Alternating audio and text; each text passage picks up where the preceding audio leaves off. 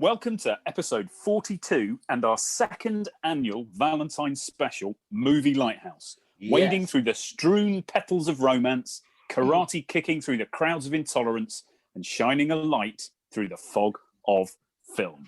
Jesus. I'm Wyndham. He's James. And that is Laurie. And I'm going to give a round of applause for that. I don't know though. I bet it's like we've upped our brief a bit. It's like, what? We're doing what? How much now? Yeah, I only get to do one a year. I say gets to do one a year. I only want to do one a year. So, got to make sense. How are you, gentlemen? Oh, yeah, very well. A little bit tired, but can't complain. And Laurie, nicely backlit. Yeah, nicely backlit. I mean, look out the window, boys. Look at that. We've got a bit of snow raging. It's not quite settling as of yet, but, that's going to be fun, right? But you're down in the east, right? So it's really going to come and get you guys. Well, hopefully. Nice. Great. So we've been busy since our last episode. We've got some mail. Ooh. Have we? Yeah, bit of mail baggage. Bearing in mind this is our Valentine's special, yous twos have got yourselves a Valentine.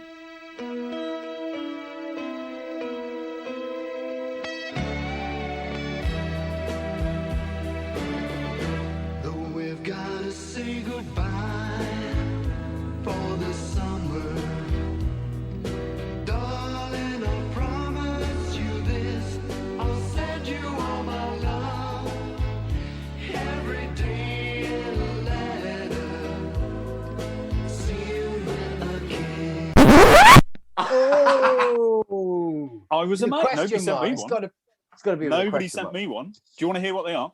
Yes, please. James, you first. So yours, bizarrely, the picture on the card is of somebody in what can really only be described as a gimp suit, with a rose between their teeth.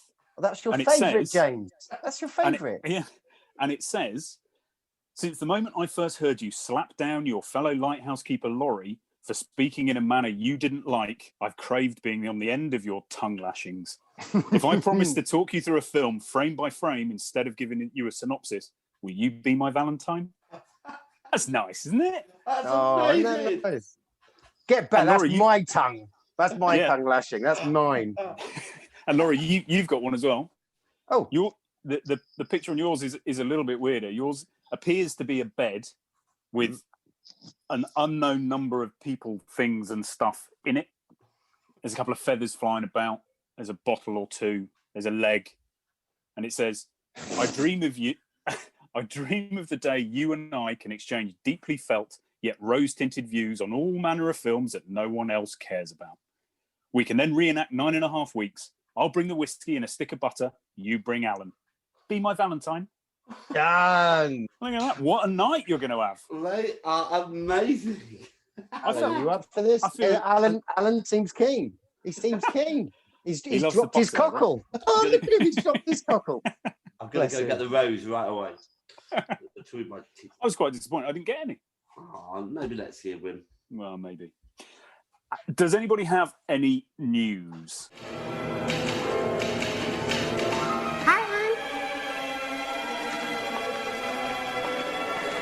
How's it going? I've got a little bit, and it's just I want to come back to. Well, I first want to make it very clear that I've now had a complete turnaround on the whole Marvel thing. I can't remember which way you were facing on Marvel. Yeah, you'd had enough, hadn't you? He was down on it. I'm very into it now. I mean, I have just watched episode 5 of WandaVision. Have either of you guys been watching it? I saw the first one and went, what? I mean, I think it's certainly my favourite programme of the moment, if not for a very long time. It's so clever and so the story is inspired. I don't think it's taken from a range of comics from the 80s, but it's so good. Every week we are getting a different sitcom from a different era of television. So it started with the 50s, then the 60s, and it went into colour, and then the 70s was very Brady Bunch like, and we just had the 80s, and every time they have the title sequence, which is completely, just spot on. And obviously, now we're getting the story about what's going on, and it's just brilliant. And it's half an hour, which is great. So it doesn't take. They're a clever bunch over at the MCU. Yeah. Louise and I have started watching the Avengers movies in order of release. Yeah, I've done that. And you just see so much more now that you know the whole story arc. As you're watching it, you're going, "Fucking hell, that's clever! They've just dropped that little seed in there, which we know is gonna, lots of foreshadowing goes on. It's amazing." Yeah. So after watching WandaVision, I went back and watched the Avengers because I knew who she was, but I couldn't remember really what she'd done. So Wanda. So it was very good indeed. So I am looking forward to seeing how that's going to pan out. Well done, them. So I'm right in thinking this is the thing that may have recently dropped on the Disney Plus, right? Yeah. It's like, okay. That sounds good. I mean, I still need to get my eyes and ears to the Marvel films properly, because I've seen like a couple, or one or two of them. But this WandaVision sounds really good. They've kind of sort of opened up that, where comics, you used to get, just individual comics, and they go off into these mad sort of different worlds and inventions and creativity. And like, it sounds really interesting. 30 minutes, different kind of feels to each episode. That sounds really cool. Yeah, with quite a lot of sinister elements which come in. There's I think only one element that comes into the first episode, so you could be fooled to thinking, well, this is just like Marvel are making a sitcom. But as it goes on, you start to realise there's some serious stuff going on.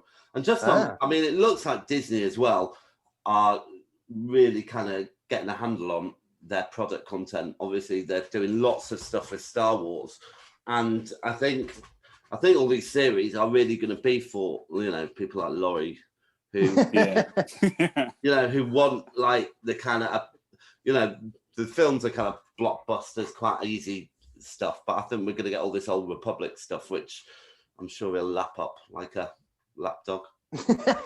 I'll lap up like a lapdog. Well, he does enjoy a tongue lashing.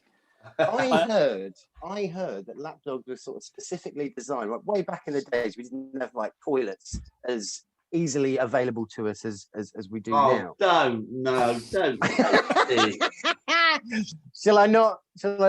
Oh, like the ladies in the big like sort of like massive dresses that were like I think it was huge Meccano things. They couldn't casually go to the toilet, so they have a little lapdog just handy. Anyway, is it not like Empirical China that created the lapdog?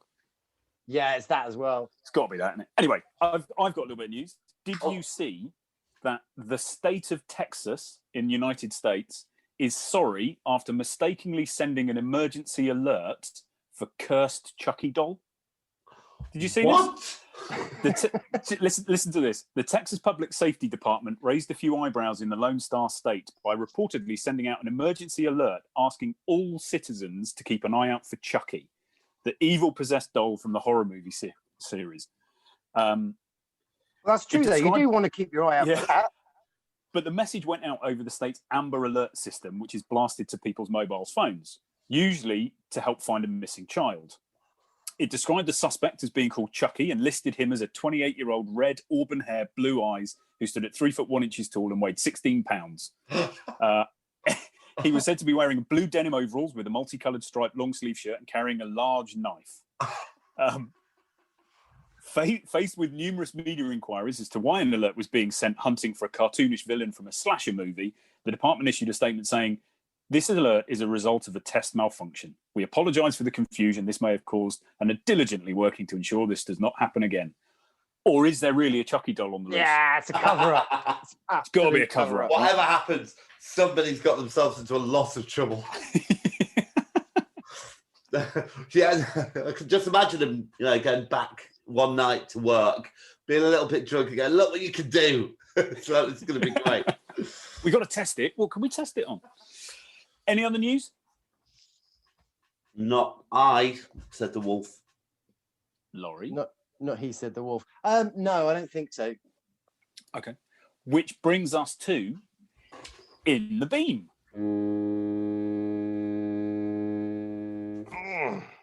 In the Beam. Laurie, why don't you explain what In the Beam is very quickly for those new listeners who are not yet au fait? Absolutely. So here we are in the lighthouse, shining the light through the fog of film, and then as our light gazes out into that dark fog, if there's something that's really great that's worth shining a light on, that will result as us putting it in our beam, flagging it. Does that kind of work? Recommendations of stuff to watch. There you go. Feels like you're putting more of an effort into this episode, Laurie. Really? It's almost coherent. Really? So let's start with James. Do you have an in the bin? Yes, yeah, I do. So I watched a film which I've been waiting to see for ages, and it didn't come out really at the cinema, and then I've just waited for it to land, and it landed last week, called Saint Maud. Oh, and yes. Oh, it's such a good film. It's basically about a girl, but in the 20s, who is basically a nurse, end of life nurse, carer, really. And she goes to work with this woman who used to be quite a pop famous dancer. She's about 50. She's got some quite degenerative disease, basically. So she's in a wheelchair towards the end of life. And Maud, who's the carer, basically has found God, and she believes she's there to save her. And she's their relationship and how far she takes that. I'd say it's a horror film, really. It's quite horrific. It's certainly incredibly tense and really well made, and brilliant music score is just awesome. And right at the end, it's like, fuck, it's very surprising as well. Right. Okay. Well, so you saying you was really looking forward to that coming out. So why was that? How did that get on your radar then? Oh, I heard it on another review show. I don't know. Okay. Yeah, well, I get all my information. I can't tell you where. It's a debut, a directorial debut as well, isn't it? Rose Glass, is it not her first film? Oh, could well be, yeah. I saw this referenced some point last year, and it sounded amazing. To be honest, Mark Commodo's going on and on about it, so that's why. Well, we all jump on Mark Commode, right? Okay, cool. Saint Maud. And where did you see that? Amazon Prime, and you can rent it for normal price. It's not like they tried to set us release some of these things at 15 quid a pop, didn't they? Yeah, like Wonder Woman and stuff, but it's just normal $5 or something. It's well cool. Good. Laurie. Yeah. Actually, this one is a real genuine kind of like in the beam, like something that I'm pretty confident no one is really aware of, if that makes sense. Because 9 times out of 10, we're not aware of it. Well, I am not aware of it. But 9 times out of 10, these films, someone's written loads about it, and they say, "Oh, this is a great film that no one knows about in the cult, whatever." And genuinely, this one is a pretty good little film. It's not great, all right? I admit it's not. Oh, you built it up, and now you're just going to go easy. Let's row back from that a little bit. Yeah, let's row back. The rocks, isn't it?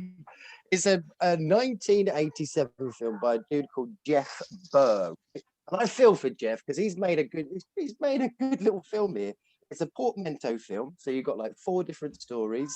It's kind of the stories are told to us via Vincent Price, who sort of got a bit grumpy about the film. He said it was missold to him by his agent.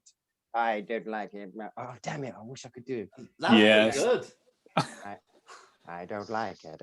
I was missold. That is pretty good as him doing one of the characters we'll discuss later. Yeah. So, yeah, he kind of sort of disowned his name from it. However, he puts in a good turn, and it basically starts off this woman is being given the lethal injection because she's some mad serial killer, crazy person, and then the reporter there wants to know more about this person and this town that they're in. They're in Oldfield in Tennessee, and she goes to the local librarian, who is Vincent Price, and he then starts telling her about the evil of Oldfield via these 4 stories that are actually pretty damn good. And there's some weird turns in there. There's some sort of Lynchian stuff that's going on. There's one of the stories is all about voodoo and about the problems of being the life eternal, living forever. very problematic state to be in, that one, by the looks of things. And then the carnival, like, you know, the fairs and carnivals, you've got a story about that. You've got serial killers in there, child killers, your favorite, Windy Bum. Cheerful stuff. It's a good little film, and no one really is behind it.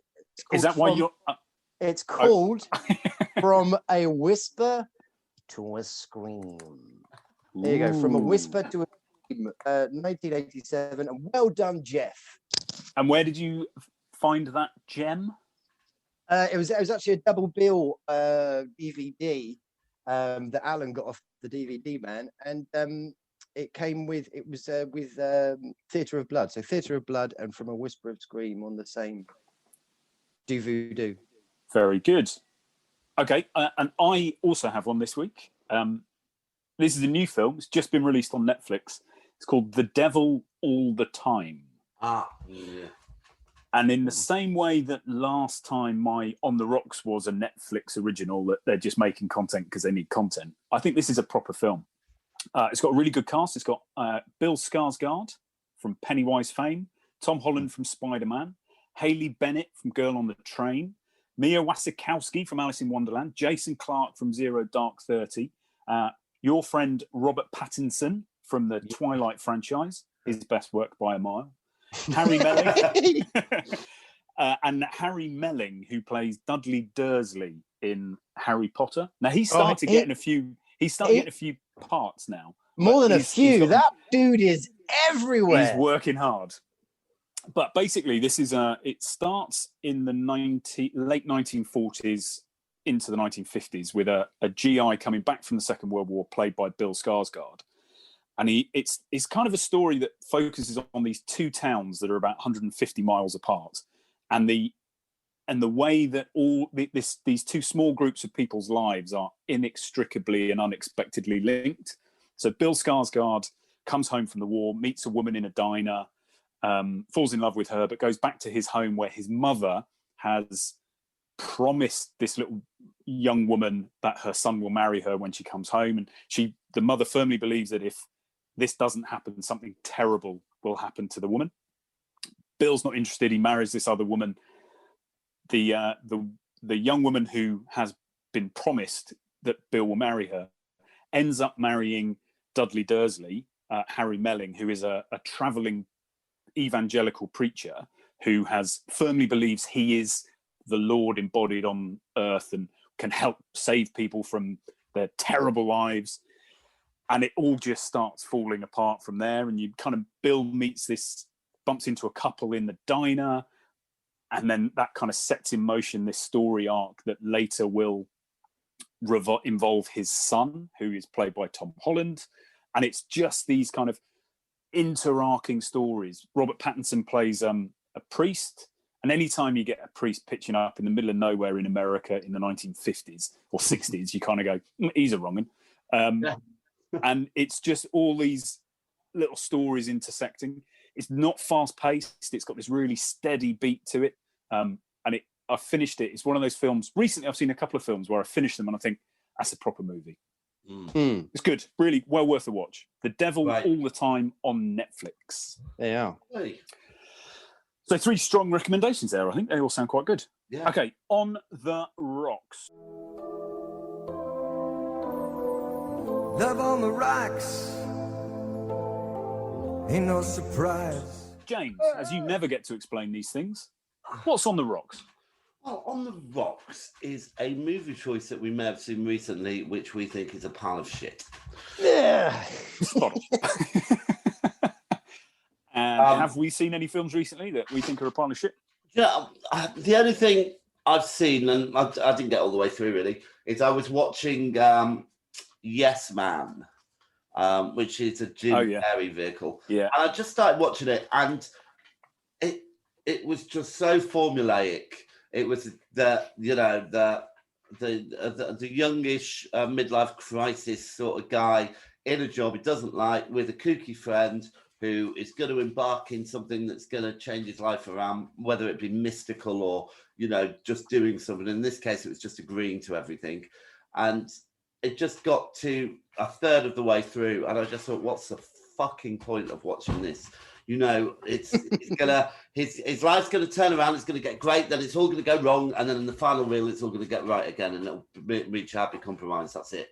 You know, it's a shame because it's based on a book by a guy called Danny Wallace, who's a British journalist. Yes, I know. And he actually did it. Who did it? Yeah, he just said, okay, I can't say no to things. But that then creates a really interesting dilemma for him when you get emails from supposed Nigerian princes saying they want to give you £100 million. How do you say yes without actually getting? So, have you read the original book? No.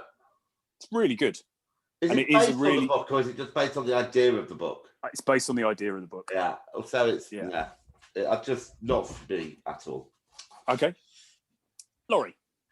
So that's interesting. You said a Jim Carrey one because I stubbed my toe on The Mask. I was going to say The Mask. I put it on. Well, I didn't put it on. Wasn't my choice.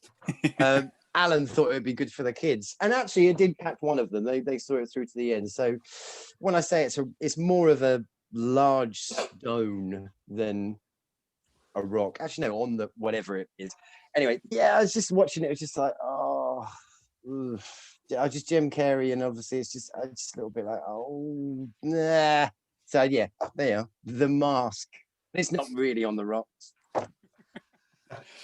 Fair enough. It's quite of its time, The Mask, isn't it? Yes, maybe that's what it is. Maybe that's what it is. And I have no On the Rocks. I've decided to take a break from watching stuff that is evidently going to be crap. Right then.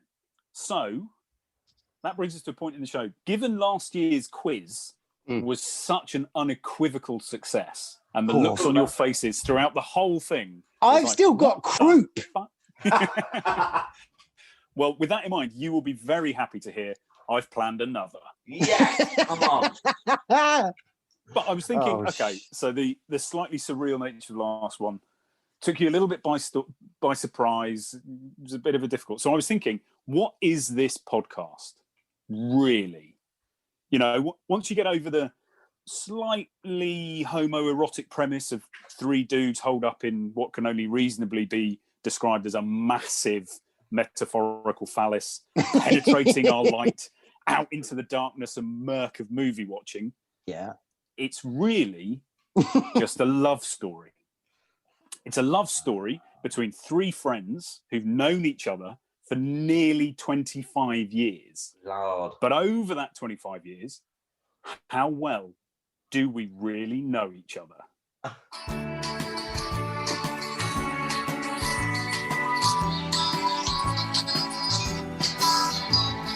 Mr. And Mr. and Mr. and Mr. I do like the fact that the expectation that is Mr. and Mrs. be nice to each other. It's a pretty high bar for a relationship. Okay, so quiz time. 3 rounds, 5 questions per round. The first round is you on you. And by that, I mean you on the other. So, first question. Are you ready? Yes. Question for Laurie. Okay. Who did James say is his favourite director? Oh, man. Stanley Kubrick. Boom! Yes! It's just because that's all he could think of. He was like, Stanley Kubrick. I know, he's quite good, isn't he? So when Shining. When I asked him this, when I sent the list of questions to you both, he came back saying, I'm going to need some time to think about this. And then about 30 seconds later, he responded. So it was the only one he could think of. Yeah, it's like he knows that he's regarded. So 1 point to Laurie. James, for you, who did Laurie say is his favourite director? I love him. The reason why I answered this, dude, is just because I love him. So now you know it's male. But I genuinely love him. I don't know. It'll be someone I've never heard. Oh, David Lynch. Yes! Well done. There are many, you think about that and say, I should really be saying like Bergman or whatever. But no, I genuinely love David. Okay. There we are. So neck and neck after the first round. Second question. Laurie, Mm. who did James say is his favourite actor, male or female? Boo. Oh no. It's going to be a really good one as well. Oh, shit. Who plays Sue Ellen? Who is that? Oh gosh, Linda. I can't remember. It was not her. Linda shit, Gray. Linda Gray. Linda Gray, that's it. Okay, Max von Sydow, even though I know he can't even pronounce that guy's name. It is not Max von Sydow. James, who did you say? I said Alan Bernstein. Ellen Bernstein. Ellen Bernstein. When I got that, good shout. Ah, Okay, of course same it question is. for you, James. Who did Laurie say is his favourite actor or actress? I'm going to go with the obvious, which she won't have chosen, but I'm going to go for Nicolas Cage. Oh, good shout, It's a but good wrong. shout. Laurie, what did you say? I went with my gut. Yeah, I went with my gut because, like, again, you just go off into this huge. Oh, I love him. I love her. I love her. I love him. I love her. It's Harrison Ford. Oh, Okay, question number 3. Laurie, which film did James say is such a steaming pile that it makes him angry? Ooh.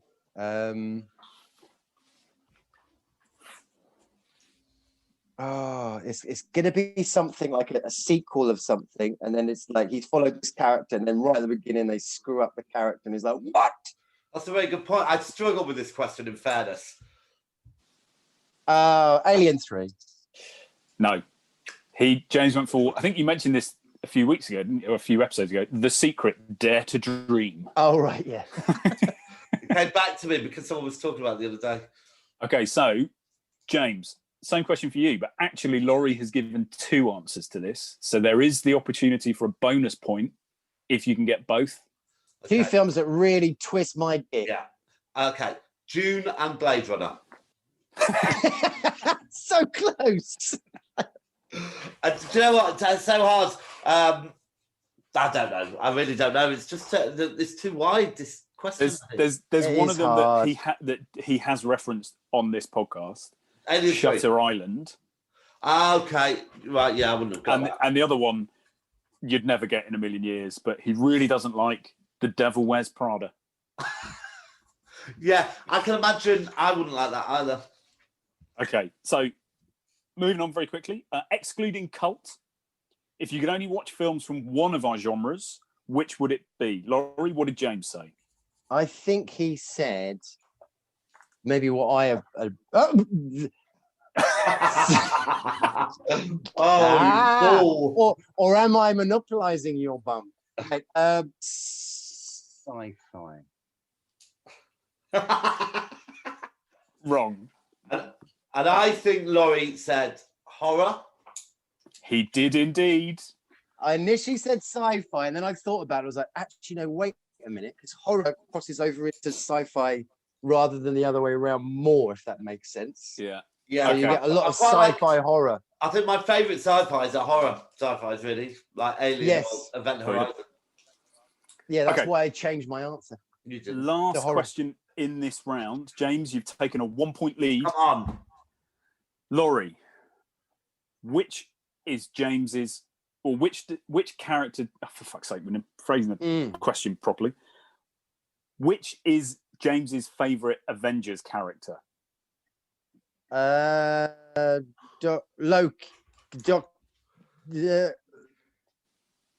Doctor Strange. No. It's the Hulk, because he's incredible. Oh, James, same question to you. Which is Laurie's favourite Avenger? And this took like 17 attempts to pick a character that's actually a fucking Avenger. Yeah, Swamp Thing's not in there. Deadpool's not there. I'm going to go for Hawkeye. Is wrong. Spider-Man. Spider-Man. Standard. You know what? That was nearly my choice. If I'd have been like 7, I'd have definitely chosen Spider-Man. But Of course you would have Okay. done. So at the end of the first round of Mr. and Mr. and Mr. James, you have a 1-point lead. It is 2-1. So Lovely. we will come back to that. I'm sure you're excited to hear. Yeah. But we can move on to our feature, which is 1973. Play a clip. Hello, darkness, my old friend. I've come to talk with you again. Because a vision softly creeping left its seeds while I was sleeping. And the vision that was planted in my brain still remains within the sound of silence.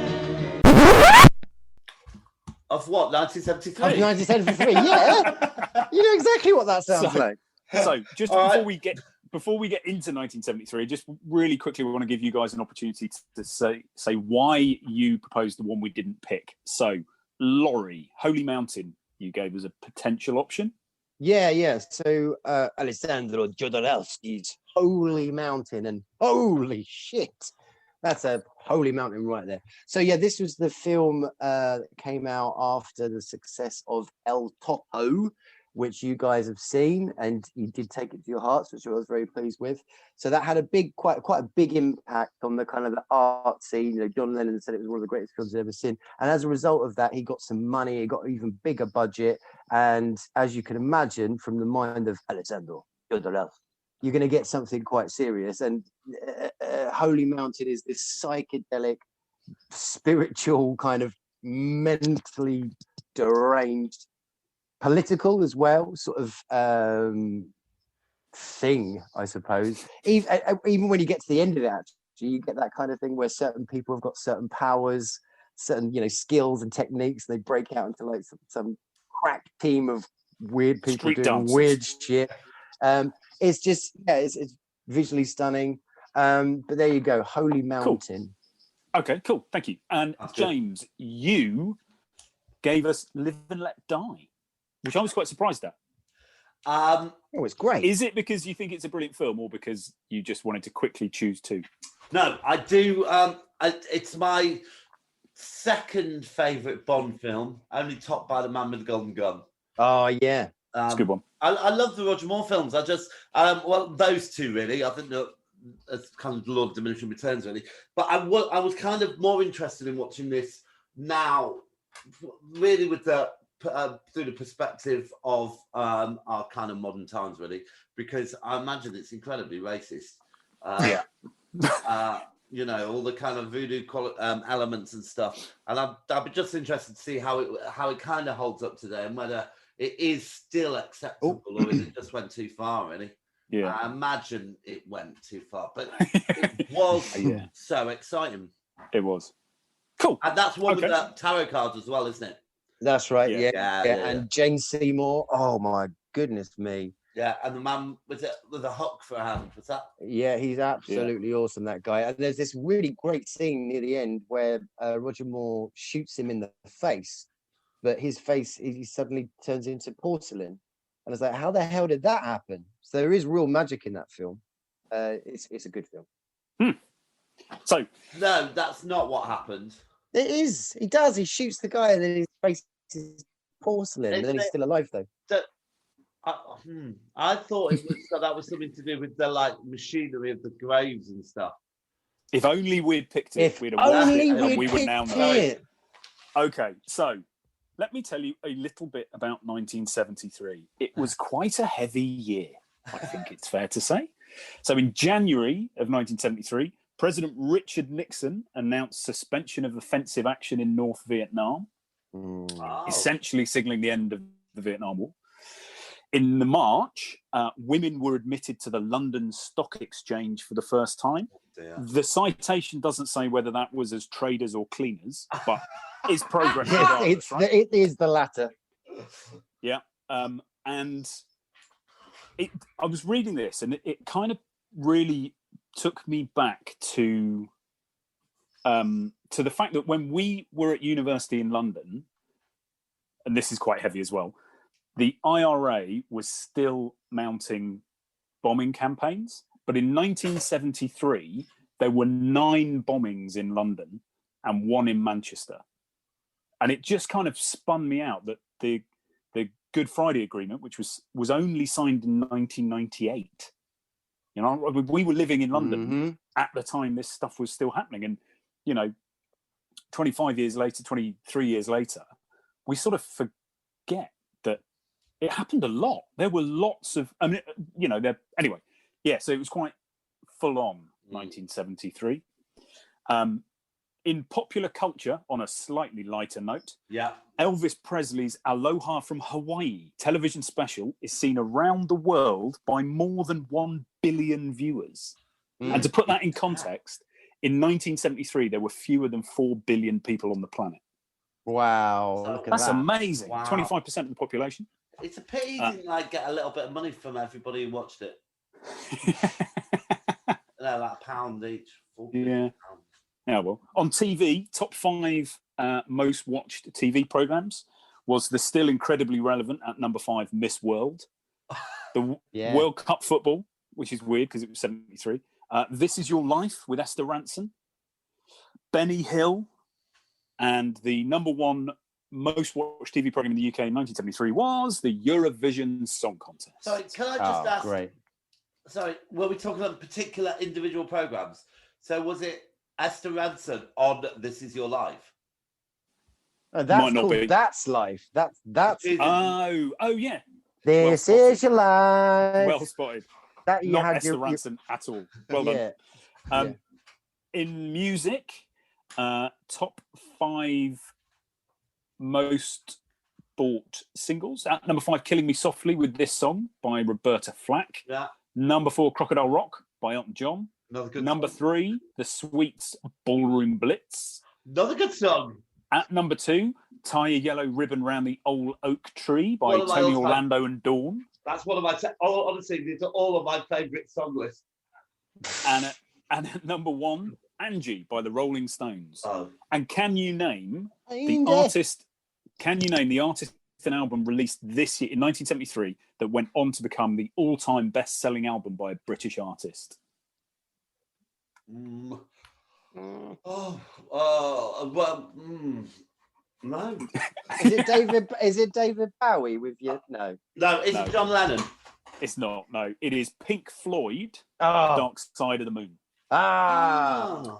That's a meaty one. Now, listen, I interject. I've lost you. I currently just see adverts for yoga, and don't get me wrong, I love a bit of yoga, but I'd much rather see you two. So I don't know what I need to do. So bear 1 minute. You're back. That's fine. Good. A couple of deaths, 4 deaths, prominent deaths in 1973. J.R.R. Tolkien died. Lyndon B. Johnson, president of the US, died. Pablo Picasso popped his clogs. And Bruce Lee passed away. Oh.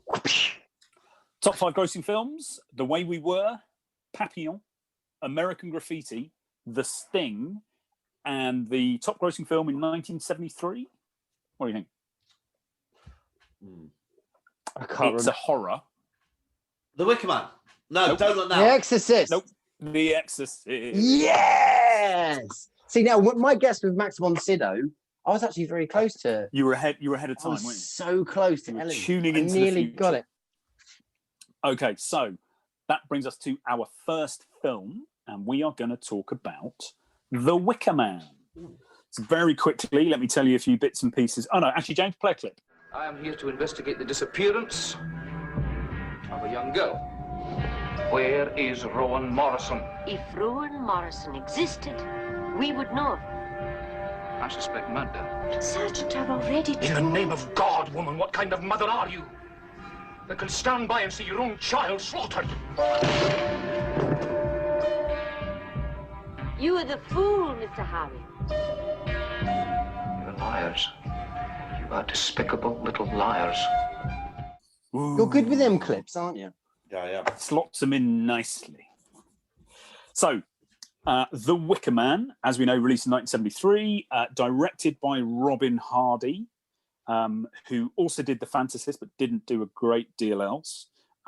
It was written and conceived by Anthony Shaffer and David Pinner, screenplayed by Anthony Shaffer and David Pinner, and is loosely based on a novel that Pinner wrote in 1967 called Ritual. Music's by Paul Giovanni. The budget was about £500,000, and the international box office was a barnstorming £58,341. It won a couple of awards, Saturn Horror Award and a Rondo Award, whatever they are. But it scores 89% on Rotten Tomatoes and gets an IMDb rating of 7.5. No sequels, but there was a heavily panned remake in 2006 by Nicolas Cage, also featuring James's favourite actress, Ellen Bernstein. Yeah. Yes. Has anyone seen that one? No, I need to see it. It's not good, apparently. Yeah, I've heard very bad things. Apparently it's just full of plot holes. But we'll come to plot holes a little bit later. Notable actors in this film. Edward Woodward as Sergeant Neil Howie, Christopher Lee as Lord Summerisle, Britt Eklund as Willow McGregor, Diane Cilento as Miss Rose, Ingrid Pitt as the librarian, Lindsay Kemp as Alder McGregor, and Russell Waters as the harbour master. Lots of other random people in here, but those are the notable actors. Quick question for you. Yeah. Why does Edward Woodward have so many D's in his name? Or else it'd be Iwa Wua. It'd be Iwa Wua. You can't have that. Laurie, Yeah. would you please give us a 1-minute synopsis of The Wicker Man? Okay, I want to sing the song. Oh, do I can't remember it. I can't really remember. Oh, do we're in a plane, and it's a boat plane as well. And there's your Iwa Wua. No, he's got Edward Woodward looking at the plane, and he's flying over this island, and it's almost a little bit similar to The Shining, isn't it? That open sequence of The Shining, all the trees and stuff. You're coming closer down into town, and he lands on the sea. We need the dinghy. Please send a dinghy. And the guys are like, "Oh, I can't send you a dinghy. That's illegal. What are you doing here? You're not local, weirdo." And then you realise, obviously, this island is full of people that do things slightly differently, and he's looking for a lost girl. Rowan Morrison, and everyone seems very, very cagey. And as he starts investigating, it seems very weird and very sinister. Who the hell are these people? What have they done to Rowan? Have they killed her? Is there sacrifice going on here? Who are these heathens? Because he's a very good Christian boy. Yeah. Very good. Well done. Okay, so That first was that memories. under a minute. It was under a minute, yeah. Shit. It was. Okay. Look at that. First memories, James. When did you first see it? Yeah, I must have watched this. I think it was around university time. I think certainly no later than that. And I loved it. I thought it was different, quirky. It's so English. It's such an English horror film because, we've got all those kind of pagan traditions just kind of floating around in like rural Britain, haven't we? With maypoles and, Morris dancing and all that kind of stuff. And yeah, it just evokes all the slightly weirder side of country life for me, I think. Yeah. Laurie, when did you first see it? It's sort of 1997-ish. 1997-ish, around there. And I'm going to admit, first time I saw it, because obviously everyone was big, I love the Wicker Man, I think I saw it with my mates and stuff. Put it on, and I was like, yeah, it was all right. And what a twit, because I was just really just seeing it as, I suppose, just some guy trying to find a girl, and there's like the old pagan stuff, and then they kind of sacrifice him. That's all I really took from it, and I never realized the whole. It's yeah. When I first saw it, I thought, yeah, it's all right. Well, the thing is, it's not a traditional horror film, as in there are no horrific elements. It's just all very unnerving, building up to that dramatic conclusion, really. So if you're looking for like shocks and scares or things like that, they don't really come. Yeah. So I first saw it probably within the last 4 or 5 years. And I think I probably felt similarly to you. It's like, yes, it's all right. It's a bit weird. I watched it again for this, and I love it. Yeah. There's so much going on that, Yeah. like you say, if you're looking for a horror, this is some weird, folky, dancey, musical. And apparently the director, halfway through production, actually sprung it on the cast that we're making this is a musical. Yeah. Like, what? What the? But I absolutely love it. So on my second watching, I was actually sat thinking, okay, well, what is this film really about? Mm-hmm. What do you think? So let me give you my take. So for me, it was, on second watching, it was really that kind of, this is a clash of religions. Yeah. This is one set of thought processes and beliefs heavily clashing against somebody else's, because Howie plays this super pious Christian. Yeah. And Christopher Lee is there as Lord Summerisle, who is a pagan. Whether it's paganism or, I guess Howie calls him a heathen. Mm-hmm. But it's literally just the clash of these two religions. And actually, when I was watching it, I was sat there kind of going, well, is one any less ridiculous than the other? Well, more ridiculous than the other? Exactly. They both rely on extraordinary. One is more ridiculous than the other, if you ask me. I mean, Catholicism and Christianity. Yeah, with the all judging, overseeing kind of dude, as far as we know. They kind of sort of, sellotape that sector. All judging and always watching and all that, compared to people that are saying thank you to the sun, thank you to food, thank you to crops, thank you to life.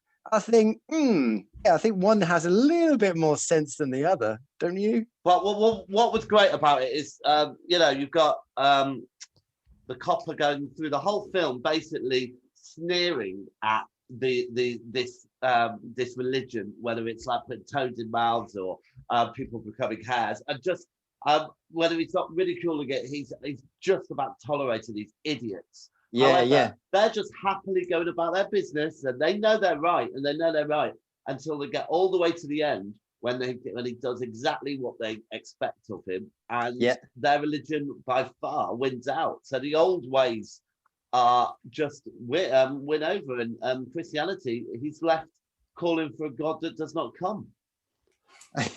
However, or does he? Well, they wrote a screenplay to a sequel about 30 years later. So there was lots of reasons why they didn't want to do it. One, that they'd all aged, but at the start of this sequel, it was suggested that a thunderstorm appeared and put out the Wicker fire out. And then it was like a race around the island, and it got a bit more supernatural. But it was a bit more Benny Hill music at that point. They realised that would be a terrible idea. So it's a really interesting film for me, and just that kind of, Laurie was saying a little bit earlier while you were otherwise engaged, James, that whole kind of the strength of the symbolism and power in these kind of, if you look at all those kind of old belief systems, they're all about something real, tangible that touches us as human beings. So whether it be the sun or crops or wind or rain or anything like that, but it's all super weird. Let's not, the whole maypole. What's the maypole? It's a massive. It's a massive, great big car. Equally, you look at it and you kind of go, and equally you look at it and you kind of go, well, what is the steeple on a church? Yeah. It's a big old cock. As all of these, and that was, I think, one of the things from that kind of religious base. Yeah. Everything he had a problem. Edward Woodward had a problem with. You kind of transpose into. You can go, well, there's a mirror, if not an exact replica of that within your religion as well. You're just doing it for different reasons. Yeah. What do you think of the? Sorry, go on, Lauren. I was going to say that the writer. Oh, damn it! Who wrote this again? Was it Schaefer or Pym? Yes? Yeah. Is it Thomas Schaefer? Anthony Schaefer. Yeah. Anthony Schaefer. Yeah. So he kind of the Hammer horror films were, you know, they were still doing well, but it was definitely all, you know, Dracula and Frankenstein and, you know, sort of your standard kind of horror fare. He was desperate. He wanted to do something a little bit different. And Christopher Lee as well had expressed he wants to, you know, can I do something more than just being Dracula or whatever? And so, yeah, he deliberately kind of sort of had a look around, and he got this feel for the kind of whole pagan thing and sacrifice and, you know, that old religion. And he said the catalyst, the first starting point that he started with would be, okay, what would make the most perfect sacrifice to these pagan believers? What would be the most perfect thing?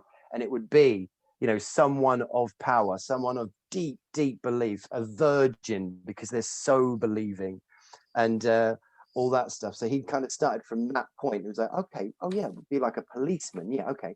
And then also at the time as well, it was quite popular in the film world, was kind of that sort of detection. The film, you're like trying to guess the clues and figure out what's happened here, like a mystery thing, you know, like Sleuth with Michael Caine and Ollie.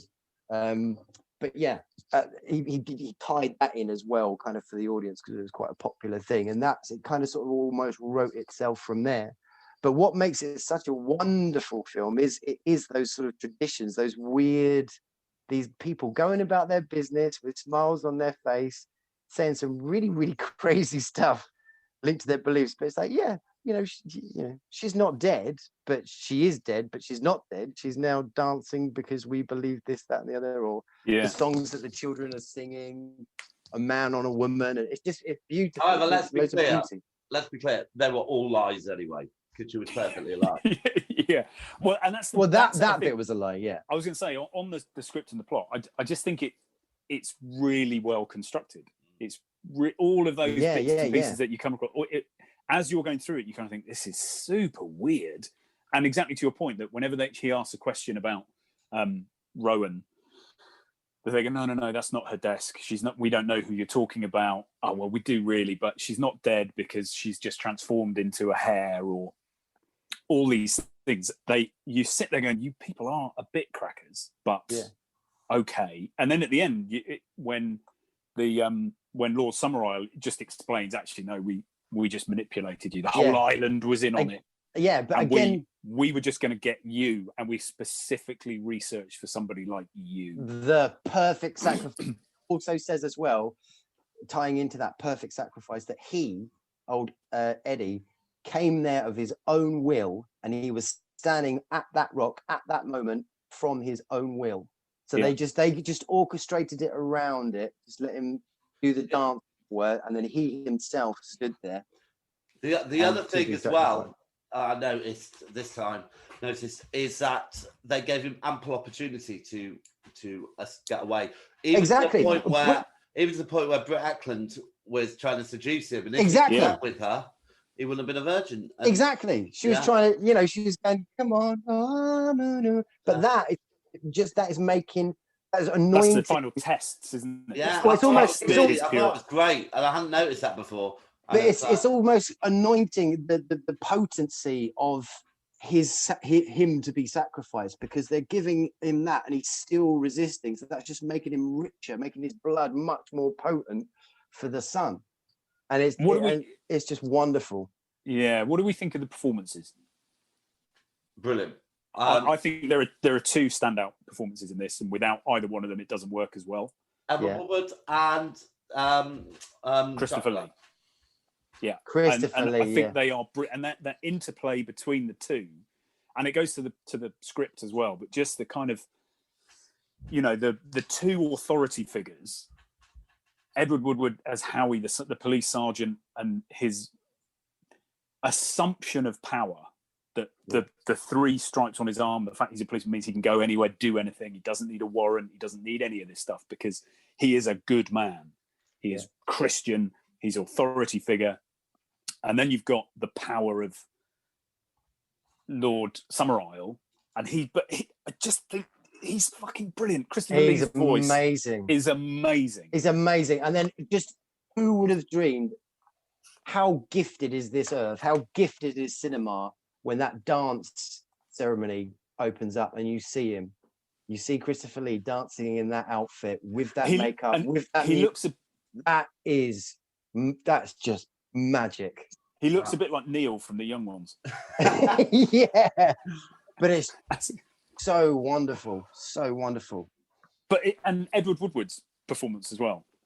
Yeah, uptight and just and annoyed and grumpy by them. It's really good. Yeah, but the locals, well, you know, a lot of people in this film are, you know, the locals, and they are just fantastic. The tone of obviously of their acting prowess just plays into that whole difference of what these people are, what that community is. I mean, I like the shopkeeper. She's actually so normal, except fucking crackers.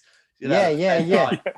It's wonderful. Still with a sweet smile. She's a little old lady who, you know, runs a corner shop. It's brilliant. I mean, when Eddie's just recently first turned up, and the first night you've got the landlord's daughter song at the pub, and that, you know, that's when you start to realize, okay, this is a full-on musical.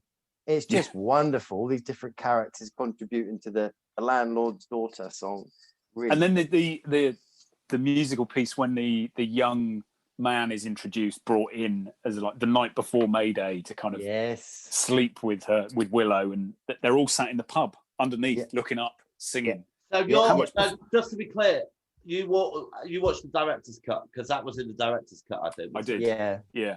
And I think actually the original's better. I think. Is that not in the original? No, there's quite there's a lot of extra kind of scenes that kind of don't really add anything to the story, really. They, you know, all things. So you see him picking up the grave, for example. You know, you hear more about the setup of the island and how it works, and the bit at the start in the original. I don't think there's any kind of scene which isn't on the island, but in I saw. Yeah, so got a bit where he's with his at church. And I think none of it actually adds to it. I couldn't see. I think there was one scene I found that I thought did improve it. Was it the snails? That was so random.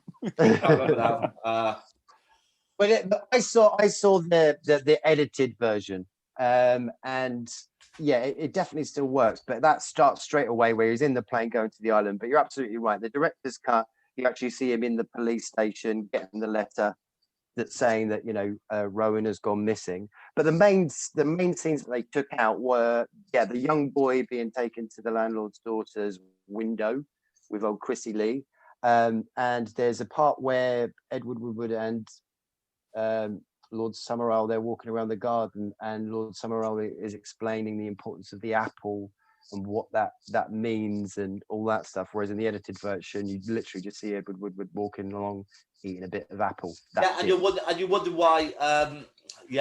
Apples are so important. They're talking about because when he's going on about the tin food, and it's like tin food on Summerall. It's like because I thought about that and I figured it out, and I've suddenly forgotten. But he can't eat anything of the land at that point, so they have to keep.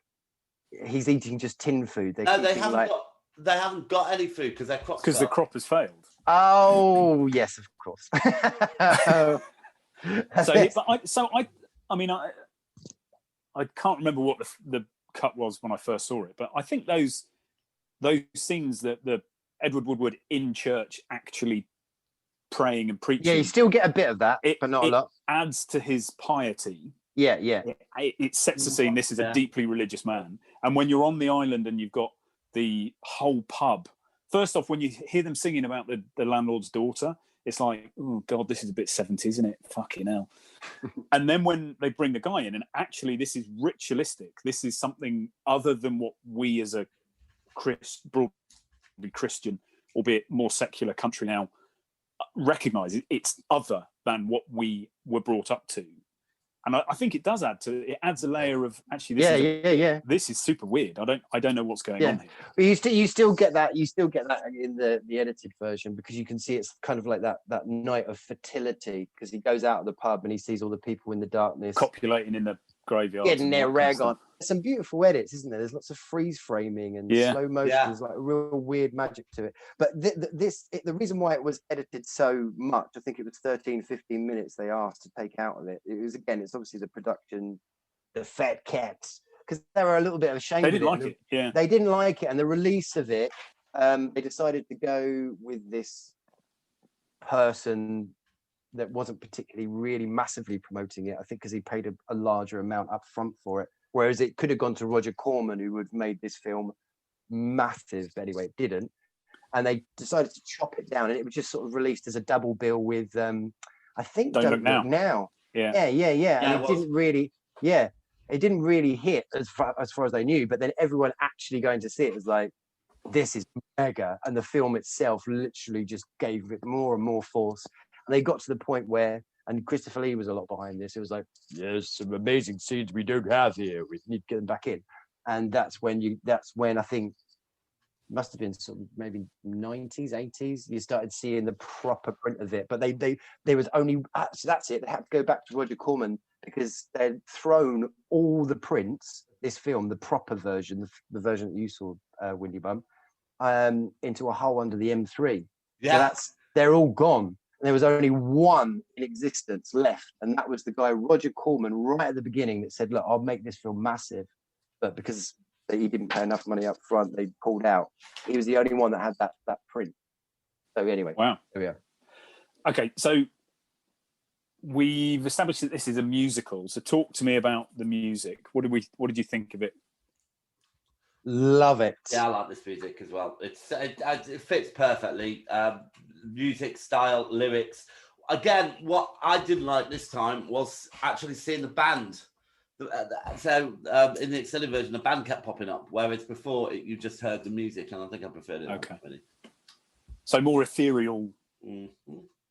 I think it's an interesting point, because I recently saw the director's version and then the edited version, and I do think you're right. I think that it's fair play to the guy that was set up to take 15 minutes out of this thing, because I think, that magic is still there, and a lot of the times you don't necessarily need to see it, and the ritual aspect, it gives you enough to know that there's other stuff going on. You don't necessarily need the snail, like you say. You don't need the band. Anyway. Yeah. I quite like the fact that it changes at the point he's trying to escape. It's all folksy up to the point he's trying to escape through the caves, and then it gets proper. It's not quite weird. It feels like it should be the 70s classic bomb, but it isn't quite. Yeah, it's a bit. It's got that sophistication to it where it's a bit odd and weird. Yeah, but it does definitely sort of stand out, doesn't it? It's like, whoa, what the fuck's that?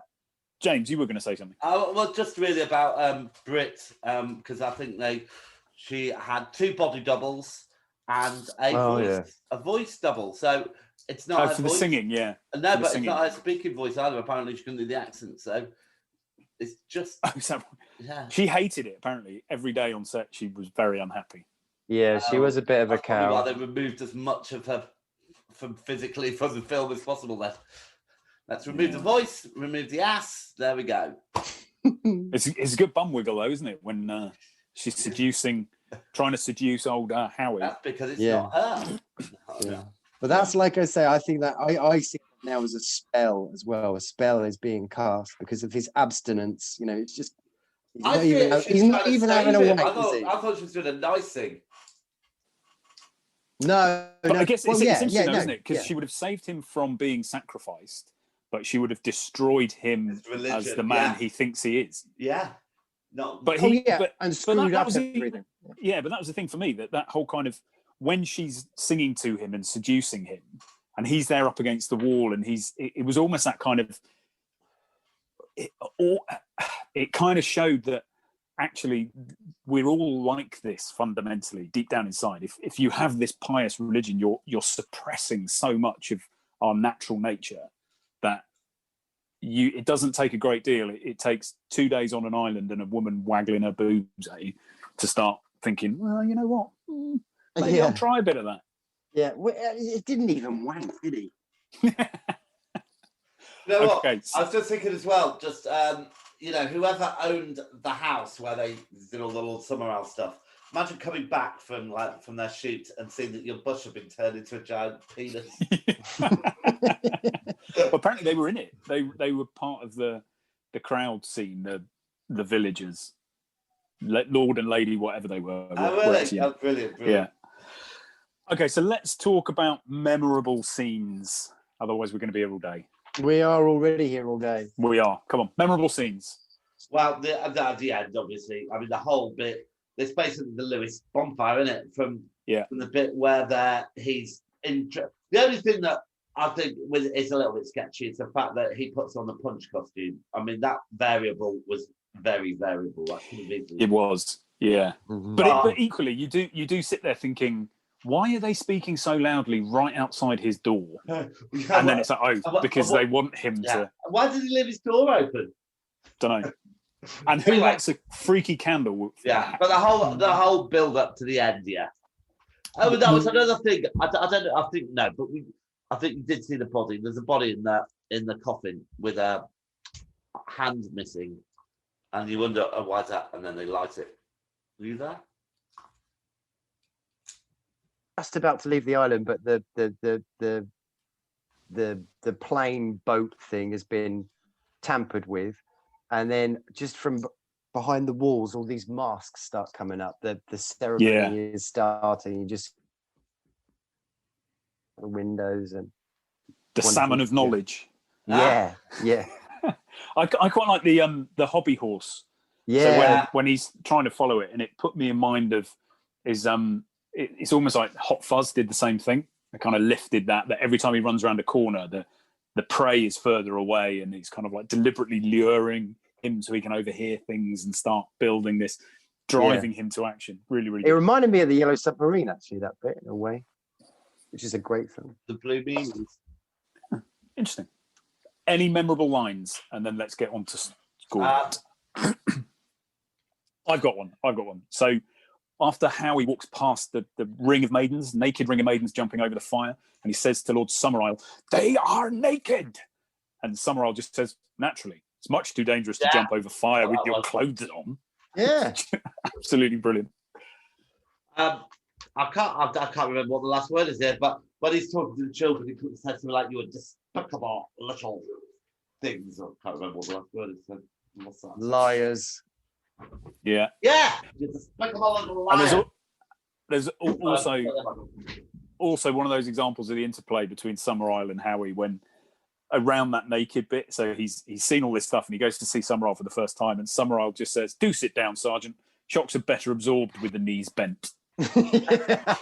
He's such a dude, isn't he? You just love him. So good. Yeah. And then at the end, when he's explaining to Howie how they've manipulated him from the word go, and he just says, "The sacrifice of the willing king, virgin fool, will be accepted."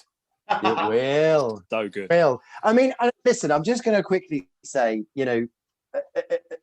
the Lord Summerisle and his island, they're just lovely. And I mean, you can, whatever side you fall down on, be it, Catholicism, Christianity, or paganism, if you look at it, oh, sorry. I need your phone. I've just been interrupted. I don't have it. It's not here. Sorry. Yeah, it's just my point, that these pagans, you could say, "Oh no, this is awful. They're killing someone for their crops," but it's only like once a year. Christianity, they've done countless murders in name of their beliefs or whatever, just once a year, or maybe it's each festival. So maybe at Christmas time, maybe the no, it's only when the crops fail. That's they don't do a human sacrifice every year. It's just things fuck up. Well, I was just thinking though, if it did get out of hand. That was it. That the one thing I thought was an improvement at the end in the director's cut, where he's seen the Wicker Man and he's seen what's going to happen. He says, "Stop it, because if this doesn't work next year, it's going to be you, Lord Summerisle." Yeah, and it's good. I thought that was good. Well, that was very good because he'd kind of given up by then, though, hadn't he? He made no attempt to. Oh yeah, when they was like carrying him into it, he was just like, "Yeah, go on." And I'm pretty sure I could have smashed my way out of that Wicker Man. I did have that note. Yeah, I think. You know, if you're what a way to go. I mean, the other thing is that whole scene was extended, and it became quite painful to watch. Really. Right. Yeah, and all the animals screaming and the pigs squealing and all that. Apparently, no animals were filmed in the making of this film, which I doubt for a second. Yeah, it was the 70s. They were all burned. Eat them all at the end of the shoot for a start. Okay, let's get on and score it. Yeah. Performances, James. 9. Laurie. 9. Come on. 8 from me. Effects, 6. James. 8. 8. Plot, Laurie. 8. 9. 7 from me. Rewatch factor, James. 8. 4. 9. Direction, 7. Laurie. 8. 6. Cinematography, James. 7. 8 from me. Yeah, 8. Sound and music, 7. Laurie. 10. 8. And James, what was that from you? 10.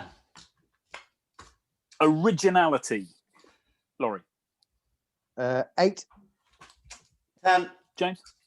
8 10. from me. Enjoyability, James. 9. 6 from me. 8. And life-changing past or present, it gets a 2 from me. It gets an 8 from me. Gets a 6 from me. So that means I have got 84 points. I've given it 63. Yeah.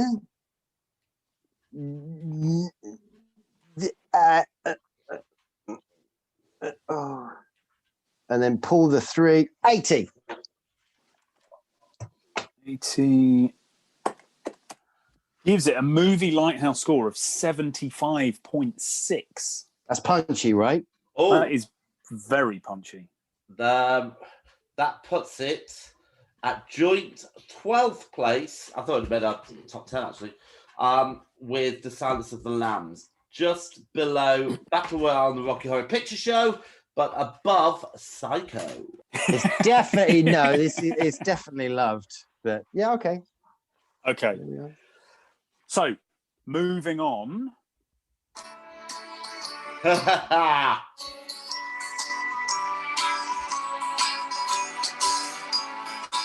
Round 2. Round 2 is called You on Me on You. On your face. All right. That's going to So- get complicated, I reckon. First question. This one goes to James. What do I think your favourite musical film is? Well, I told you the answer. So Just to let you know, I answered these for myself before I asked questions of you guys. right, okie dokie. I'm going to say the Rocky Horror Picture Show. And that is correct. Yeah. Hey. Laurie, what do also- I think your favourite musical film is? All That Jazz. Oh, I didn't. But now, in hindsight, I would have. I thought it was Phantom of the Paradise. What the Okay, is that music? I mean, shit. But yeah, okay. Yeah. it is musical. Of course Yeah, it is. it's really- I'll watch that later. Okay, so I need to watch that second again. question. We'll crash through these. James, what do I think your favourite Japanese movie is? Battle Royale. Yes, I don't Laurie. know who's getting the points here. Is it me? you're Yeah. getting the point, yeah, Right. because you're having to think what I think. Laurie, Yeah, what do I yeah. think your favourite Japanese movie is? Oh, babes. Jeez.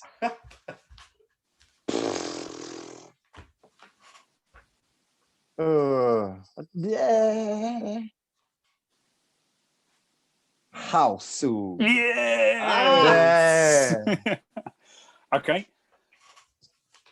James, what do I think your favourite horror movie is?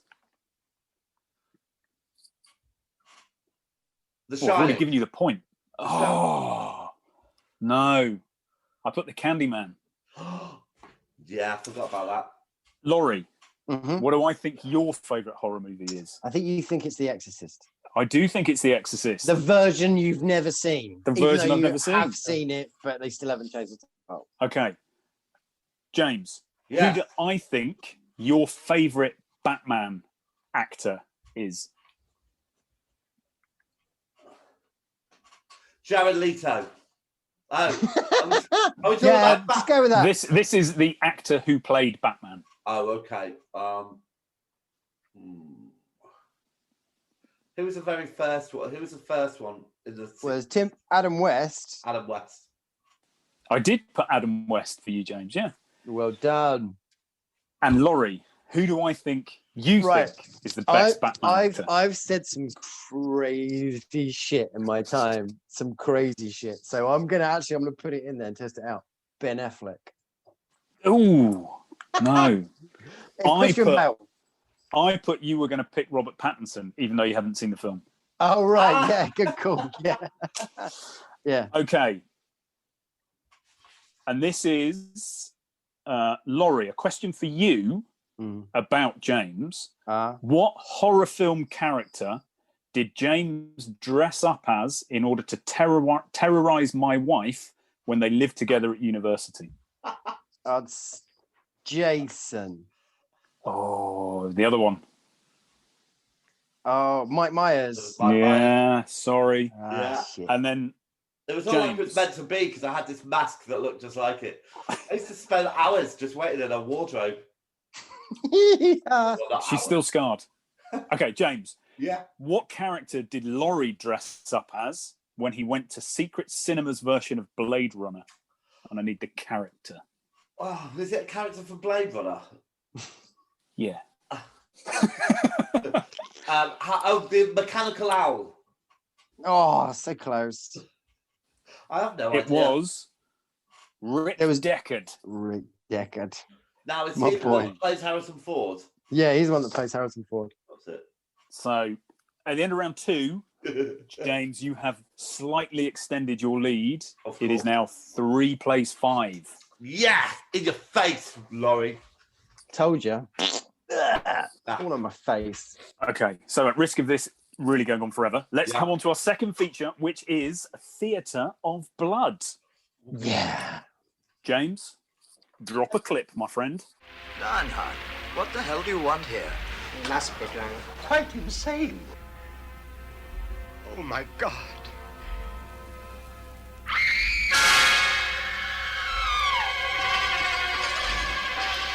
In the midst of night, we are in death.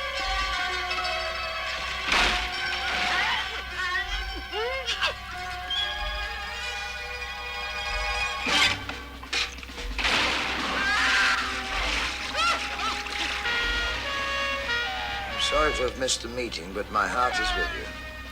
Can't believe it. His head cut off. It's dropped. I've gone all street there. That's because of the nature of this film, I imagine.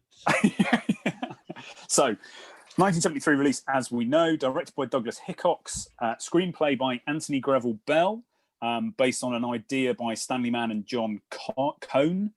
Music was by Michael J. Lewis. The budget apparently was $3 million. What? Yeah, I don't know about that. International box office was apparently $1 million. It gets a 93% Rotten Tomatoes score, so they obviously love it. And it is considered by many to be Vincent Price's best film. And it was also the film where he met his wife. He was married at the time, but he met his next wife, Coral Brown, who plays Chloe Moon, and was introduced to her by Diana Rigg. Which brings us on to the actors. The actors in this film, the sound of their voices just transported me back to my childhood. Yeah, and they're all there. And they're all there, and it just made me want to watch Watership Down. We've got Vincent Price, Diana Rigg, Ian Hendry, Harry Andrews, who was one of the great voices in Watership Down, Robert Coote, Michael Hordern, the wonderful Michael Hordern, who is Frith in Watership Down, Robert Morley, Coral Brown, Jack Hawkins, who probably had the broadest Hollywood career of everybody apart from Vincent Price, being in Lawrence of Arabia, Ben-Hur, Zulu, things like that. Arthur Lowe from Dad's Army. Yeah. Amazing. Dennis Price, who is the lead in one of my favourite Ealing comedies, Kind Hearts and Coronets, Milo O'Shea and Eric Sykes. What a cast. Brilliant. Diana Dawes. There's a slice of Diana Diana Dawes in there. Diana Dawes as well. Sorry, she was on the second list that I. She didn't. Yeah, she didn't. Yes, rate the top right. 12. Sorry about that. Laurie, it's 1 minute synopsis time. Oh, you fell out my ears, right? London, 1972. A couple of years ago, there was the Best Actor Awards that happened. There's this one actor called Edward Lionheart, and he didn't get the award that year, but he was convinced that he was going to get it. So much so, actually, when they were giving out the award that year, he stood up. It wasn't him. They gave it to a new up and coming star. So Lionheart goes up there. He's affronted. He takes the award saying, "This is rightly mine." And they say, "No, screw you." And then he actually looks like he kills himself. He jumps off. He's so upset. He specifically put his whole career into Shakespeare. He only did Shakespeare, apparently. Didn't really stray from that. Anyway, 2 years later, he starts coming, well, all these critics start being killed via strange kind of sort of scenes that are a little bit like Shakespeare plays. What could be happening here? So That's it. Good. Yeah, pretty good. Yeah, pretty good. Was that under a minute? It was. Have you been? Yeah, I don't know what you're just trying to do it right for him. First memories, Laurie. When did you first see this? Could be. I'm going to say like 8 years ago. Did I enjoy it? Thoroughly loved it. Just loved the concept. Vincent Price is shining here. It's cheeky. It's funny. It's clever. Yeah. James? Right. Okay. I've never seen this before. And look, I did really enjoy it. However, I love it when you start a sentence with "look." I thought it was a bit of a Lord Diminishing Returns, really. It was too long. There were too many critics, and as the Shakespearean deaths continued, Vincent Price got hammier and hammier, really. And towards the end, it was just too much. I think it was just a couple too many, really, and the dogs were just ridiculous. I quite like the dogs, but I do agree with you. First time I saw it was yesterday or 2 days ago, and I think sometimes I'm just a bit thick. Because I sat there, I didn't know what to expect going into it. I didn't know whether we were going to get a Vincent Price horror movie. And so I sat there for a little while kind of going, this is fucking camp as hell, isn't it? What's going on here? His makeup's terrible. And it is that kind of classic old school Shakespeare, theatre Shakespeare. And it put me in mind of the episode in Blackadder II when the actors are talking about Macbeth and they go, "No, we must not be killed." It just put me in mind like that. It took me embarrassingly long time to get my head around the fact that this is a comedy. Yeah, I know what you mean. But I suppose Diana Rigg doesn't help because she plays it. Well, I'd like to say she plays it so straight, but her costumes again go from. Ridiculous. How much do you think they thought we wouldn't guess it was her in the wig and beard? I have no idea. Oh, it was a bit with the I like to think. Oh my god! Is it the bit of accent with the hairdressers? It was just an old man trying to do a hip 70s person in the 70s. It was just. It's Vincent Price doing a hip, gay American hairdresser in a massive afro and sunglasses. Yeah, it was really cool. But I like to think that Diana Rigg in the wig and the moustache and the glasses, that reveal at the end, yes. I think they thought, yeah, maybe no one's guessed. It's so wonderful. All this sort of, Vincent Price, obviously, every murder that happens of each of these critics is centered around a particular specific Shakespeare play, and he'll dress up, and the prosthetics, the outfits that he guises across this.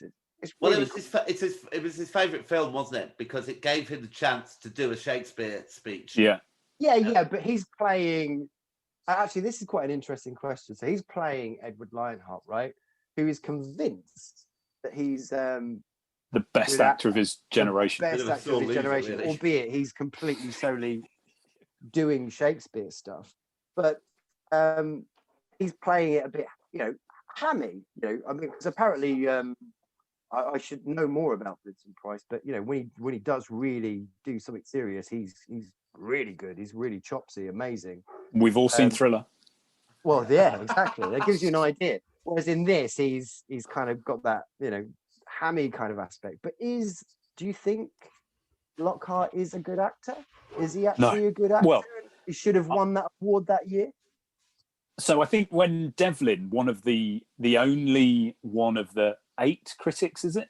Yeah. Who survives, he says the reason we were so hard on him, the reason Devlin was so hard on him in any of his critiques was he wanted to goad him into doing something other than Shakespeare so he could prove how good an actor he was. Right. So that implies then that he is actually a good actor then. That he could have been a bit chopsy, but he stayed in his safe kind of rut, as it were. Right. Gotcha. But I've got a question for you, James. Yeah. I had hoped you'd seen this before. I was wondering whether this film was why you started 15-minute theatre. Because theatre critics earn a shit ton of money back in the 70s. They all live on Chain Walk along the Thames. Yeah. They've all got these massive apartments just for writing theatre critics. What? Do you know what? I'm just talking about that apartment. I know we're jumping ahead, but I think that's one of my favourite scenes when he's doing his speech through the windows. To dream. Yeah, and it just works really well. There's 3 windows or 4 that he uses, and then he hurls himself off, which is a bit daft.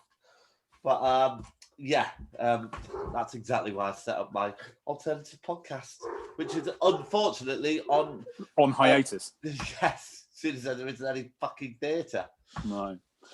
So, with Price's let's talk about performances, because this is clearly just Vincent Price kind of going, I know, I'm going to play a French guy, a gay guy, a scientist, a masseuse. There's all these things I want to play. The chef, he's got the chef's hat for one of them, isn't he?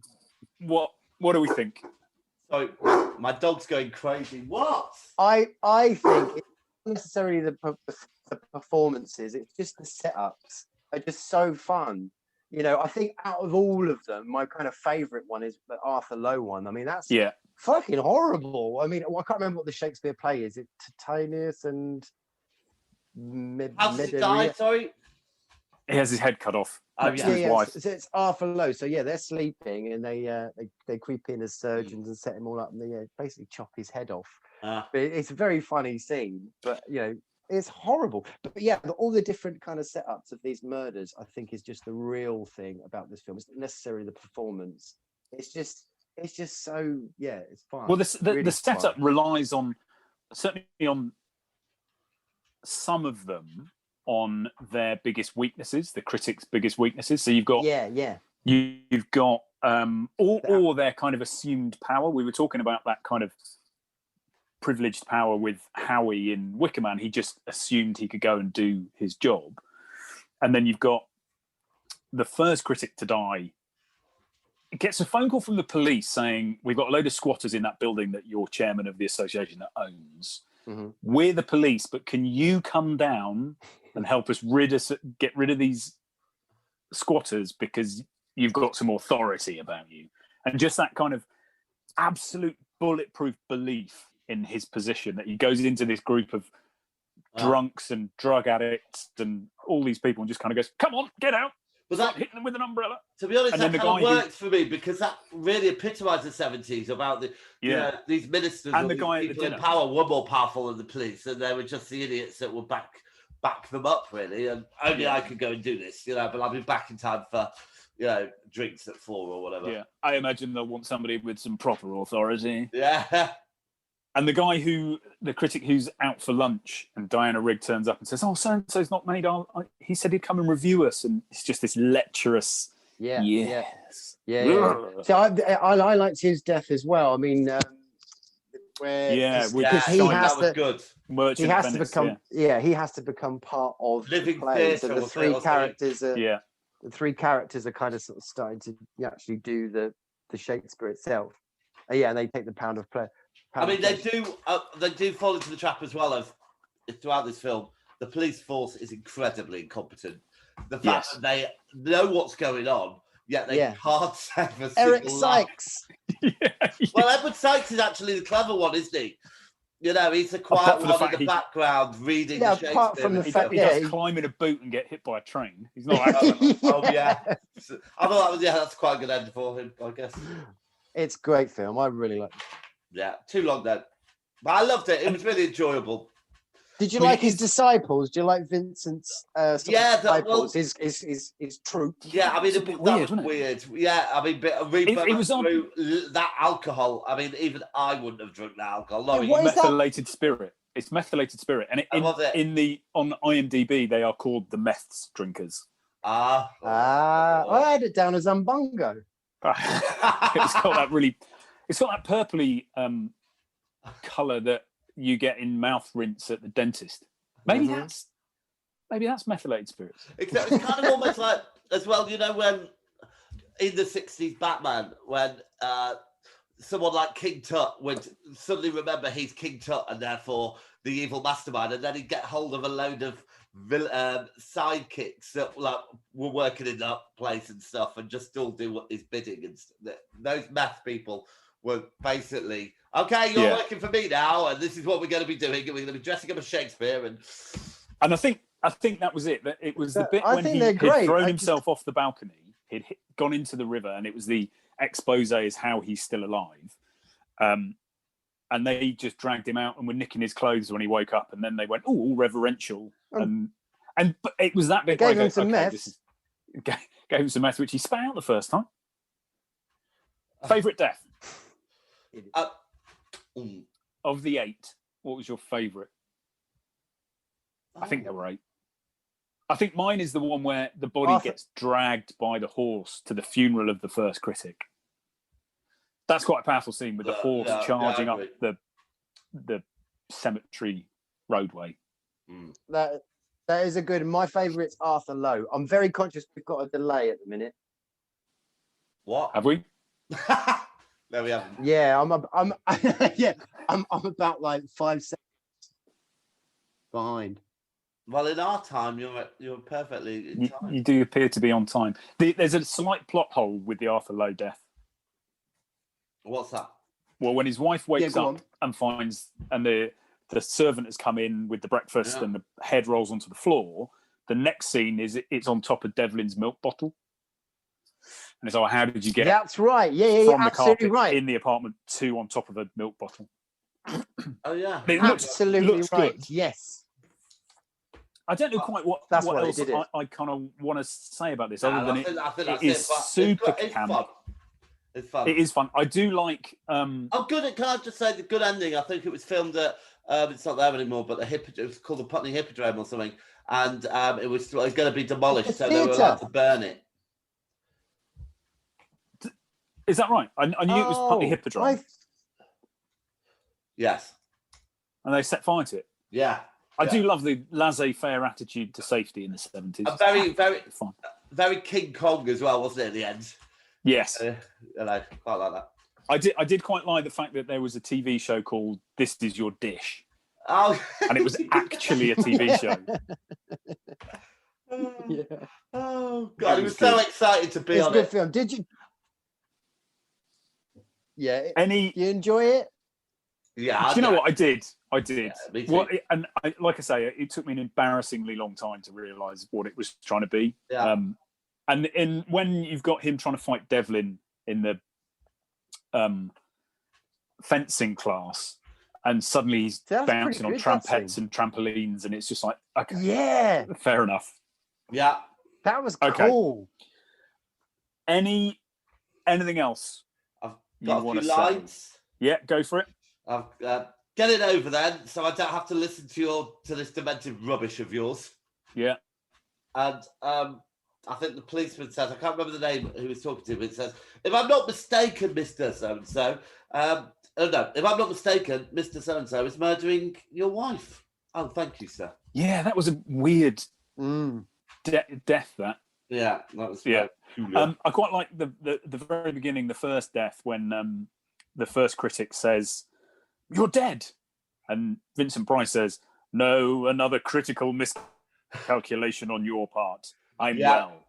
Yeah. You're dead." Yeah. Lovely. Good stuff. Any more for any more? No. Shall we score it? Yeah. Performances, James. 6. I've given it 7. Laurie. Yeah, 7. Effects, 6. Laurie. It's 7. Being very generous there. Yeah, 7 for me. Plot, Laurie. 7. 8. 6. Rewatch factor, James. 3. I've given it a 3. Laurie. 5. Direction, 6. Laurie. 6. 7. Cinematography, Laurie. Did they try? Yes, they did try. There were certain things that would lead into other things, scenes into other scenes that were very considered. 5. 6. 5. Sound and music. I get an 8. I thought the music at the start really worked, and all the way through it was really good. So, very good. I gave it 5. 7. Originality, 5. 8. 7. Enjoyability, Laurie. 8. 8. 7. Life-changing past or present, James. 1. 0 and 1. So that means you get 62 from me. 62 from James. 50 from me. Well, carry the 7, drop the boy. I'm a man. Yes, I am. 60. And 60 gives us a Movie Lighthouse rating of 57.3. Yeah. Right, which puts it right on number 55, place 55 with Cujo, just below Blood Feast. And but it does put it above Halloween 3. What? What the? Which is number 56. Fucking hell! And I still consider you two as friends. Okay, with this dragging on and on, there is one more round. Right. Halloween. Okay, so scores at the moment. Laurie, you have 3. James, you are on 5. Final round is you on me. Right, okay. This is so weird. So, and this is, I think both of you to kind of answer at a similar time, maybe not the same time as I won't hear you. What is my favourite Japanese movie? I'm going to One Cut of the say Dead. House. Point for Laurie. What did you say, Laurie? One Cut of the Dead. Which cinematically adapted horror novel is my favourite? The Exorcist. Shining. Yep. Exorcist. Okay, so that's a better approach. First in with the right answer wins. Who is my favourite Batman actor? Keaton. Michael Keaton. It's Keaton, yeah. 1 point to James. What is my go-to movie art form when I'm hungover? Action. Any advance on action? Sci-fi. Pornography. Porno. Any advances? No. Erotica. Animation. Ah. Yeah. And lastly, by the look of it, there's 2 points up for grabs here. In a period of big studio filmmaking that is void of new ideas, which 2 remakes make my blood boil? Robocop. Yep. Oh, how about what's that woman on Schwarzenegger where he goes to Mars? Total Recall. Yeah, Laurie steals it at the end. Yeah. Jesus. Thanks. You just gave me a lift up. That's all right. Just Yeah, wash your I've still won hands. now. Wash your hands. Don't want the floor. Oh, close though. And James wins it 7 points to 6. Yes, I did. So it looks Right. like you are the Mr. and Mr. and Mr. winner. And And that brings us to the end of the Valentine special. And we just now need to pick films for next time. Wait, can I say, which I will this has hand been over to you, James. This has been an amazing Valentine's special. I have thoroughly enjoyed Isn't it? myself. Yeah, it's been great. Good films as well. Right, so here we go. Let's do this a bit quickly. Whose pick is it? The number is today number 5. Oh. I feel like I haven't chosen in a very long time. Yeah, it's But I might be wrong. Time. It's Laurie to choose. It's another year for a change. And this time we are whizzing all the way to 2005.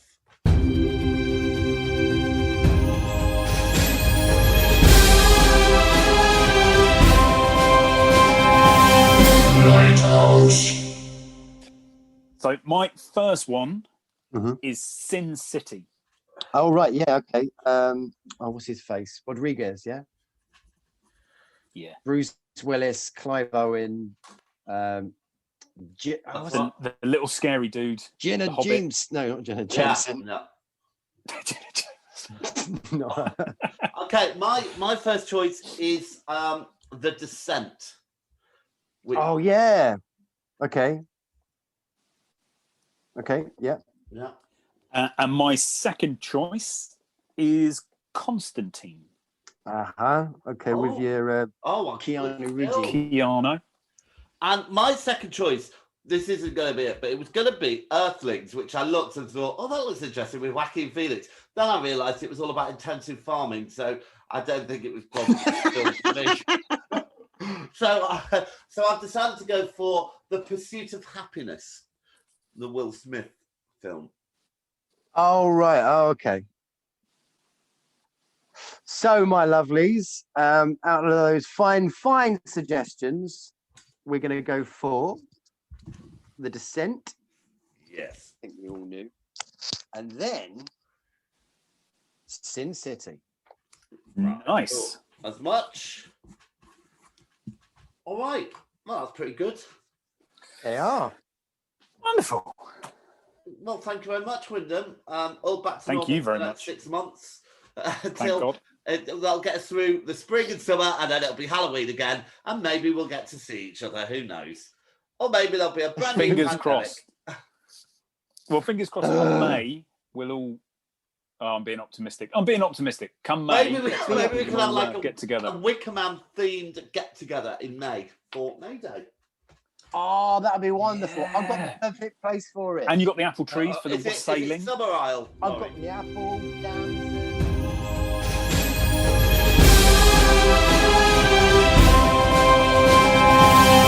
Lighthouse.